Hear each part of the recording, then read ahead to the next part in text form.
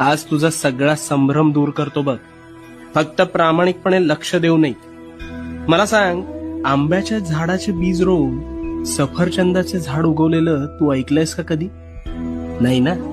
मग स्वतःच्या डोक्यात नकारात्मक विचारांचे बीज रोवून सकारात्मक गोष्टी घडतील हा विचार योग्य असू शकेल का रे? कदापि नाही.